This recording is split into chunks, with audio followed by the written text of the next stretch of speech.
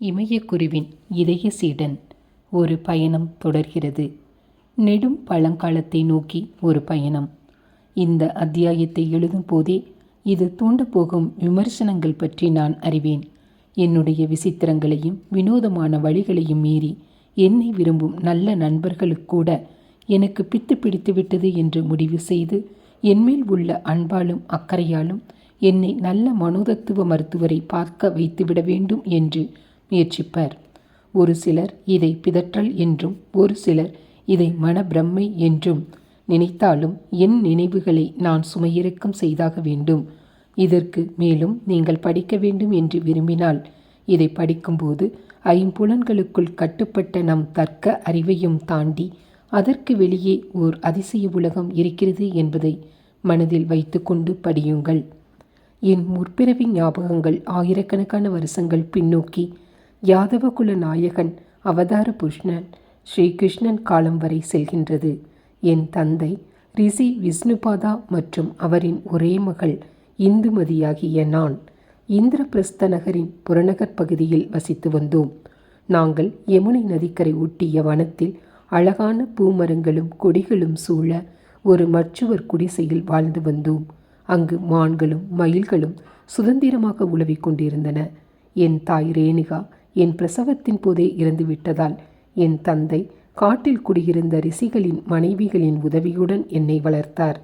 நான் ஒரே மகள் என்பதால் என் தந்தை என்மேல் மிகுந்த பாசம் வைத்து அதிக சலுகை காட்டி வளர்த்தார். என்னை ஓர் மகன் போல் பாவித்து வேத கல்வி, காயத்ரி மந்திரம் ஜெபித்தல், யாக்ஞவல்ய சூத்திரத்தின்படி அபியாச யோக பயிற்சி ஆகியவற்றில் என்னை ஈடுபடுத்தினார். என் தந்தை துரோணாச்சாரியாரின் வம்சாவளியில் வந்தவர்.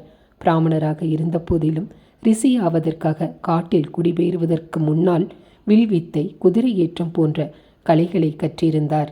அவர் எனக்கு வில்வித்தையும் குதிரை ஏற்றமும் கற்றுக் கொடுத்தார்.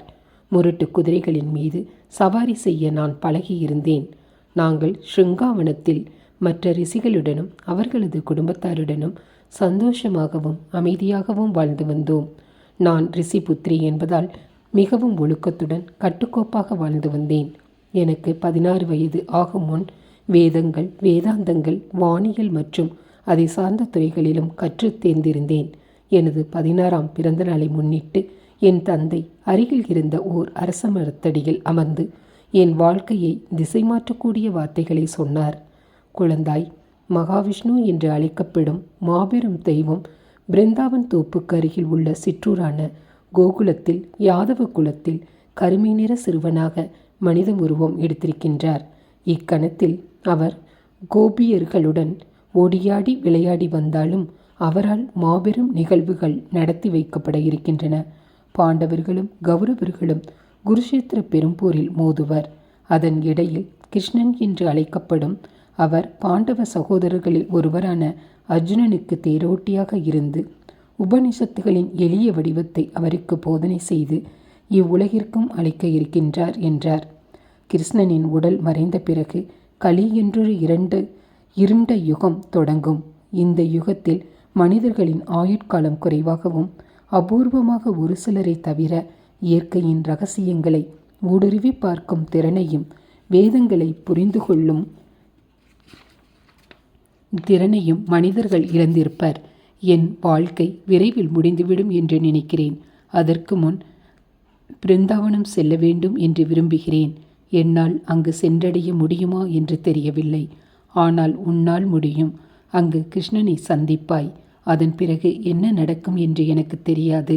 ஆனால் அவனுக்கு தெரியும் என்றார். 2 தினங்களில் புறப்பட வேண்டும். ஆயத்தப்படுத்திக்கொள். இங்கு யாருக்கும் எதுவும் தெரிய வேண்டாம். நம் திட்டத்தை இரகசியமாக வைத்திரு என்றார். 2 தினங்கள் கழித்து ஒரு நாள் அதிகாலையில் எங்கள் பயணத்தை தொடங்கினோம். பல நாட்கள் ஆயின. வழியில் உணவும் உறைவிடமும் ஆசிரமங்களிலும் குடியானவர்கள் வீடுகளிலும் கிடைத்தது. சில சமயங்களில் வெட்ட வெளியில் மரத்தடியில் தங்கி கிடைக்கின்ற கனிகளையும் கொட்டைகளையும் உண்டோம். இருமுறை பெரும் மழையிலும் பனிக்காற்றிலும் சிக்கிக்கொண்டோம். பிருந்தாவனம் செல்ல 3 நாள் பயணம் மீதம் உள்ள தருணத்தில் என் தந்தை கடும் நோயுற்றார். இந்து என்று என்னை அழைத்து இம்முறை நாராயணின் மனித உருவத்தை காண எனக்கு கொடுத்து வைக்கவில்லை என்று நினைக்கிறேன். உன்னால் பார்க்க முடியும். நான் பலவீனமாக உள்ளேன். இந்நோயிலிருந்து மீள முடியும் என்று எனக்கு தோன்றவில்லை. நான் யமுனை ஆற்றிற்கு செல்ல உதவி செய். அவள் என் உடலை எங்கு கொண்டு செல்ல விரும்புகிறாளோ அங்கு கொண்டு செல்லட்டும். நீ பிருந்தாவன் சென்று குணசீலர் என்ற இடையரை தேடு. அவர் என் சீடர். அவரும் அவர் மனைவி சந்திரிகாவும் உன்னை பார்த்து கொள்வார்கள். நான் போக வேண்டிய நேரம் வந்துவிட்டது. என்னை ஆற்றுக்கு கொண்டு செல் என்றார். நான் மிக சிரமப்பட்டு அவரை ஆற்றிற்கு கொண்டு சென்றேன். பெரும் முயற்சி செய்து அவர் தன்னை நீரில் விட்டார். கேசரி முத்திரை வைத்து தன் மூச்சை நிறுத்தி மனதில் ஓம் என்று ஜெபித்து கொண்டு புருவங்களுக்கு நடுவில் பார்வையை ஒரு நிலை செய்து தன் ஆன்மாவை துறந்தார். அவரது உடலை யமுனையாறு கொண்டு சென்றது. நான் இப்போது அனைத்தையும் இழந்துவிட்டேன். எனக்கு அனைத்துமாயிருந்த தந்தை இப்போது இல்லை. ரிஷிபுத்திரியானதால் விரைவில் சோகத்திலிருந்து விடுபட்டு பிருந்தாவின் நோக்கி நடந்தேன். அங்கு விசாரித்து குணசீலர் மற்றும் சந்திரிகா அவர்களின் வீட்டை கண்டுபிடித்தேன். என் தந்தையின் மறைவு கேள்விப்பட்டு இருவரும் அழுதனர். அவர்களுக்கு குழந்தை இல்லாததால் என்னை அவர்களுள் ஒருத்தியாக தத்தெடுத்து கொண்டார்கள். சில நாட்கள் கழித்து ஒரு மாலையில் நான் சந்திரிகாவிடம் தெய்வம் தன்னை இளமையும் அழகும் கொண்ட கிருஷ்ணன் என்ற கருமை நிற சிறுவனாக இப்பகுதிகளில் அவதாரம் எடுத்துள்ளதாக என் தந்தை என்னிடம் கூறினார். அவரை நீ பார்த்திருக்கிறாயா என்று கேட்டேன். சந்திரிகா அவள் உதட்டில் விரல் வைத்து உஷ், குணாவிற்கு தெரியாது. ஆனால் நான் அவரை நேசிக்கின்றேன். அவள் முகம் நாணத்தாலும் பரவசத்தாலும் மின்னியது. இங்கு அனைவருக்கும் அவரை தெரியும். என் கணவர் அவரை தெய்வீகமான நாராயணன் என்று நினைக்கிறார். அதை பற்றியெல்லாம் இடைச்சிகளான எங்களுக்கு ஒன்றும் தெரியாது. அவர் கொள்ளை அழகு. அவர் வெண்ணெயை திருடுவார். நாங்கள் ஆற்றில் குளிக்கும்போது எங்கள் உடைகளை எடுத்து சென்று எங்களை நிர்வாணமாக வந்து உடைகளை வாங்கிக் கொள்ளுங்கள் என்று குறும்பு செய்வார். அவர் தெய்வீகமானவர் என்றால் காமதேவனின் மனித உருவாக இருக்க வேண்டும் என்று நினைக்கிறேன். ஓ, அவரை பற்றி நினைத்தாலே என் மயிர்கால்கள் கூச்செறிகின்றன என்றாள். நான் அவளை கடிந்து, நீங்கள் சொல்வதை வைத்து பார்க்கும்போது நீங்கள் வேறு யாரோ ஒருவரை பற்றி கூறுகிறீர்கள் என்று நினைக்கிறேன். அவர் நிறமும் அம்சங்களும் பொருந்தி வந்தாலும் என் தந்தை கூறியது இவராக இருக்க முடியாது. என்னால் அவரை பார்க்க முடிந்தால் அதுவரை பொறுத்திரு. திருமணமான அப்பாவி பெண்களை அவர் இப்படி கவரக்கூடாது. நான் ஒரு ரிஷிபுத்திரி. யாராலும் என்னை ஓர் ஆண்மகன் மேல் ஆசைப்பட வைக்க முடியாது. என் புலன்களின் மேல் எனக்கு முழு கட்டுப்பாடு உள்ளது. நான் எப்பொழுதாவது அவரை சந்தித்தால் ஒழுக்கத்தை பற்றி அவருக்கு சில பாடங்கள் கற்பிப்பேன். கிருஷ்ணனோ கிருஷ்ணன் இல்லையோ இது முறை அல்ல என்றேன். கோபியர்களாகிய நீங்கள் இவ்வளவு ஒப்பனை செய்து கொள்வதிலும் இவ்வளவு மல்லிகை மலர்களை சூட்டிக்கொள்வதிலும் ஆச்சரியமில்லை. இந்த நபர் கிருஷ்ணஜாலம் என்றொரு மாயஜால வித்தையை கொண்டு உங்கள் மனங்களை தன் வசப்படுத்துகின்றார். நான் அந்த மாபெரும் கடவுளை காணப்போகிறேன் என்று நினைத்திருந்தேன். ஆனால் என் தந்தை தவறு செய்திருக்க முடியாதே. சந்திரிகா கலகலவென்று சிரித்தாள். என் இனியவளே, பொறுத்திரு கண்ணே. பௌர்ணமி அன்று அவர் புல்லாங்குழல் ஓசை கேட்கும் வரை பொறுத்திரு என்றாள். நான் சரி, நாம் பார்க்கலாம் என்று கூறி தினசரி நான் செய்யும் தியானத்தை செய்ய கிளம்பினேன். இந்த உரையாடல் நடந்து பல நாட்களுக்கு நான் வீட்டிலேயே இருந்து சந்திரிகாவிற்கு வீட்டு வேலைகளில் உதவி செய்வதிலும் என்னுடன் கொண்டு வந்திருந்த பிரார்த்தன நூல்களை படிப்பதிலும் கவனத்தை செலுத்தி வந்தேன். வெண்ணெய்க்காக நன்றாக தயிர் கடைவது, பசுவின் பாலை கறப்பது, சமைப்பது போன்றவற்றை கற்றுக்கொண்டேன். ஒரு நள்ளிரவில் கூரையில்லா முற்றத்தில் அமர்ந்து இந்த கிருஷ்ணனை பற்றி கோபியர்கள் அனுதினமும் கூறும் கதைகளை மனதில் அசை போட்டு கொண்டிருந்தேன்.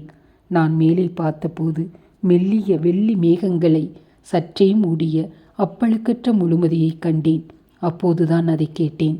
வெகு தொலைவில் இருந்து என்னை நோக்கி மெதுவாக வந்தது யாரோ வாசிக்கும் புல்லாங்குழலின் இனிய ஓசை. அவ்வோசை அவ்வளவு ரம்யமாக இருந்ததால் பாம்பாட்டியிடம் அகப்பட்ட பாம்பைப் போல நிலைகுத்தி நின்றேன். நான் அசைந்தாடுவதை நானே கண்டுபிடித்தேன். அப்புல்லாங்குழல் இசைப்பவனைக் கண்டு அவன் முன் நிற்க வேண்டும் என்ற பெரும் உந்துதல் என் இதயத்தை ஆட்கொண்டது. மயிர்கூச்செறிய பரவசத்தில் என்னை தொலைத்தேன். குணாவின் படுக்கையறை கதவு திறந்ததால் திக்பிரமையில் இருந்து உடனடியாக வெளியே வந்தேன். மல்லிகை பூ சூடி கண்மையிட்டு சந்திரிகா முழு ஒப்பனையுடன் நின்று இருந்தாள். அவளது வெள்ளி கொலுசுகள் குலுங்க அவள் வீட்டை விட்டு வெளியே ஓடினாள். அவள் கண்கள் தூக்கத்தில் நடப்பவரை போன்றதொரு பாவனையில் நேரெதிரே நிற்கும் என்னை கூட காணாதது போல் இருந்தது. கிருஷ்ணா என்று அவளுக்குள் முணுமுணுத்து கொண்டே சென்று விட்டாள். அவளை பின்தொடர வேண்டும் என்று எனக்குள் எழுந்த சபலத்தை உதறி தள்ளினேன். நானோ ஒரு ரிஷிபுத்திரி. சுய கட்டுப்பாடு என்பது எனது இயல்பு. குணாவின் படுக்கை அறையை பார்த்தேன். போதையுற்றது போல் அயர்ந்து தூங்கிக் கொண்டிருந்தார். நான் என் அறைக்கு சென்று பத்மாசனத்தில் அமர்ந்தேன். என் இதய சக்கரத்தை மையமாக வைத்து தியானம் செய்யத் தொடங்கினேன். ஆச்சரியத்திலும் ஆச்சரியம். அந்த இசை என் மனதிலிருந்து வந்தது. என் ஆழ் உணர்வின் மையத்தில் ஒரு சிறிய கருநீல உருவம் நடனமாடியது. வெகு நேரமாக அதைக் கண்டு ரசித்தபடி உறங்கிப் போனேன். நாட்கள் கடந்தன. என் எதிர்ப்பு தளரவில்லை. ஒரு மாலையின் பொழுது சாயும் நேரத்தில் தண்ணீர் கொண்டு வருவதற்காக ஆற்றிற்கு சென்றேன். நான் என் குடத்தை நிரப்பிக் கொண்டிருக்கும் போது யாரோ என் பின்னால் நிற்பதைப் போல் உணர்ந்தேன். நான் திரும்பி அவனை பார்த்தேன். ஒரு அழகான கருமை நிற விடலை சிறுவன். அவரின் புன்னகை நான் பார்த்ததிலேயே மிக மிக அழகானது. அவர் என் வலது தோளை தடவி, இன்று பௌர்ணமி இரவு வா என்று கூறி நடந்து சென்று விட்டார். நான் வீடு திரும்பி நடந்ததை சந்திரிகாவிடம் கூறினேன். அவள், இது நடக்கும் என்று எனக்கு தெரியும், வா வந்து தயாராக என்றாள். சந்திரிகா எனக்கு உடை உடுத்தி, கண்களுக்கு மையிட்டு, உதடுகளுக்கு சாயம் பூசி, நகைகளை அணிவித்து, கூந்தலில் மல்லிகை பூ சூட்டி, உடலில் சந்தனமிட்டு, சந்திரன் மேலே உதித்தவுடன் தோப்பிற்கு என்னை கூட்டிச் சென்றாள். குழலோசை காற்றில் நிரம்பியிருந்தது. நான் அந்த இசை வந்த திசையை நோக்கி நடந்து தோப்பின் மையப்பகுதிக்கு வந்தேன். சந்திரிகா பின்தங்கிவிட்டாள். நான் தனியாக முழுமதி மட்டுமே சாட்சியாக நின்றேன். ஒரு அசோக மரத்தின் பின்னால் இருந்து அவர் திடீரென்று தோன்றினார். மஞ்சள் வண்ண பட்டு தரித்து, தலையில் மயிலிறகு சூடி, பார்ப்பதற்கு பளபளவாக மின்னினார். மெல்லிய குரலில், இந்து, என் அருகே வா, நான் தான் உன் ஆன்மாவிலும் வசிப்பவன் என்றார். நான் மேன்மையானவள், ஒரு ரிஷியின் கற்புள்ள மகள் என்ற நினைவு என்னை விட்டு ஓடிப்போனது. அந்த தெய்வ சுகந்தம், அந்த மென்மை, அந்த அன்பு, அந்த பாதுகாப்பு, அந்த பரவசத்தை விவரிக்க முடியாது. அவருள் நான் தொலைந்து போனேன். ரிஷிபுத்ரி என்று என்னை கிண்டலடித்த அவர், நீ இப்போது ஒரு கோபிகை, வா நாம் அமர்ந்து பேசலாம், உன்னிடம் நான் ஒன்றை சொல்ல வேண்டும், மயக்கத்திலிருந்து விடுபடு என்றார். உயரமான மரங்களால் நிழல் தரப்பட்ட ஒரு பாறைக்கு கூட்டி சென்றார். இங்கே அமர்ந்து கொள் என்று கூறி எனதருகில் அமர்ந்தார். உன் பல பிறவிகளின் நற்சைகளின் பலன் உன்னை என்னிடம் கூட்டி கொண்டு வந்திருக்கிறது. நீ என்னுடைய உள்ளார்ந்த தழுவலில் மகிழ்வுற்றாய். ஆனால் இதற்கு மேலும் நிறைய செய்ய வேண்டியிருக்கிறது. இன்னும் நிறைவேறாத ஆசைகள் உன்னுள் உள்ளன. மதுராவில் உள்ள ரிஷி தியானசீலரின் ஆசிரமத்திற்கு செல். உன்னை அவர் ஆசிரமவாசியாக ஏற்றுக்கொள்வார். சில வருடங்கள் தவ வாழ்க்கை வாழ். குருஷேத்திர பெரும் போர் தொடங்கியவுடன் போர் வீரனைப் போல மாறுவேடம் தரித்து பாண்டவர் பக்கம் சேர்ந்து போரிடு. நீ அறிந்த வில்வித்தையும் குதிரை சவாரி செய்யும் திறனும் உனக்கு பேர் உதவியாக இருக்கும். அந்த போரில் நீ மடிவாய். உன் உயிர் பிரியும் தருவாயில் நான் உனக்கு காட்சி தருவேன். ஒரு நீண்ட இடைவெளிக்கு பின் என் வம்சாவளியில் வந்த குடும்பத்தில் ஒரு பாலைவன நாட்டில் மாவீர அரசனாக பிறப்பாய். அங்கு என்னுடைய வெளிப்பாடான மாபெரும் சித்தரை உனக்காக அனுப்புவேன். அவர் உனக்கு குருவாக இருந்து உன் ஆன்மீக வளர்ச்சிக்கு வழிகாட்டுவார். இப்போது செல் அன்பே, நான் உன்னை ஆறத் தழுவி என் மனதில் வைத்துள்ளேன் என்பதை நினைவில் வைத்துக்கொள் என்று கூறி மறைந்தார். அடுத்த நாள் குணாவிடமும் சந்திரிகாவிடமும் விடைபெற்று மதுரா நோக்கி சென்றேன். ரிஷி தியானசீலர் என்னை அவர் ஆசிரமத்திற்கு வரவேற்றார். நான் அங்கு வாழ்ந்து கொண்டு சக்திசலன் பற்றிய அறிவியல் அல்லது பிராணசக்தியை கிளத்தெழச் செய்யும் முறை பற்றி கற்றேன். குருஷேத்திர போர் தொடங்கியவுடன் நான் ஒரு ஆண்மகன் போல் வேடமிட்டு பாண்டவர்கள் படையில் சேர்ந்தேன். என் தந்தையின் பயிற்சியில் கைதேர்ந்த வில் வீராங்கனையாதலால் என் சக்தி வாய்ந்த வில்லுக்கு பலசாலி கௌரவ வீரர்கள் பலியானார்கள். கடைசியாக அஸ்வத்தாமனின் வில்லிலிருந்து வந்த அம்பு என்னை வீழ்த்தியது. நான் உயிர் பிரியும் தருவாயில் என்னிடம் கூறியது போல கிருஷ்ணர் என்னிடம் வந்து என் வலது கையை அவரது இடது கையில் வைத்து கொண்டு அவரது வலது கையை என் நெற்றியில் வைத்தார். நான் அவருடைய அழகான கண்களை பார்த்தவாறே அமைதியாக ஆன்மாவை துறந்தேன். பல வெளிகளில் நான் செய்த கர்ம பலன்களின் நன்மைகளை அறுவடை செய்து இப்பூ உலகின் நேரப்படி பல்லாயிரக்கணக்கான வருடங்கள் கழித்து மாறி மறையும் மணல் மேடுகளும் ஊளை காற்றும் சூழ்ந்த ராஜஸ்தான் பாலைவனத்தில் யாதவ குல தலைவனாக மீண்டும் பிறந்தேன். ஜெய்சல்மார் என்று தற்போது அழைக்கப்படும் அந்த இடத்திற்கு அப்போது இந்த பெயர் வைக்கப்படவில்லை. அது மற்றுமொரு முக்கியமான ஒரு கதை. ஏனென்றால் ஸ்ரீ குரு பாபாஜியின் முதல் தொடர்பு அப்போதுதான் ஏற்பட்டது. ஸ்ரீ கிருஷ்ணன் சொன்ன மகா சித்தர் அவரே.